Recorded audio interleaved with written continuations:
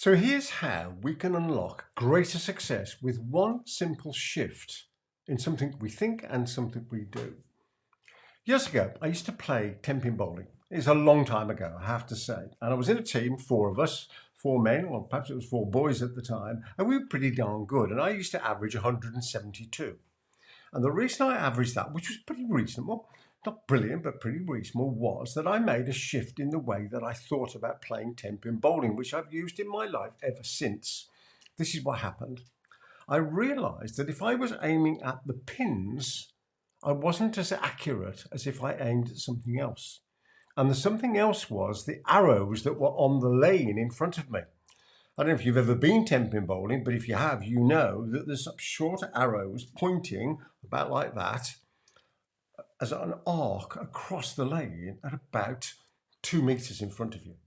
And I knew that if I stood in one particular spot, and there were spots on the bit where I'm standing ready to start, and I aimed at the right-hand arrow just to the right of the center arrow, I was more likely to hit the pocket, which is what you need to do in order to be successful at knocking the pins down. Now, did it work all the time? No, it didn't.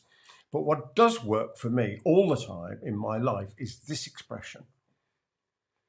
I know I cannot take responsibility for my results because there are too many variables, but I can take responsibility for my actions because there aren't.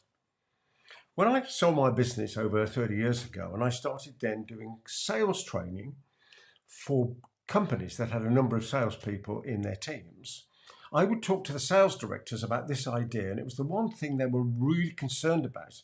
But I knew I had to tell them about it, and I had to tell the sales teams about it. You cannot take responsibility for your results. There's too many variables. You can take responsibility for your actions because there aren't. And that's exactly the same as aiming short. Or in other words, being fully aware of what the goal actually is that we want to achieve, which is out there, knocking down the pins, soaring through the particular target, but making sure that we change our focus onto aiming at the arrows, or in other words, focusing on the actions that we need to take now.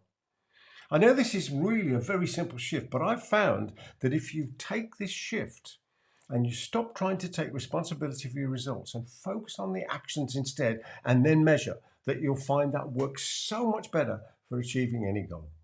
There's plenty more of my videos around here. If you like this one, you might like the other ones as well. But in the meantime, I wish you every success in all your adventures in life.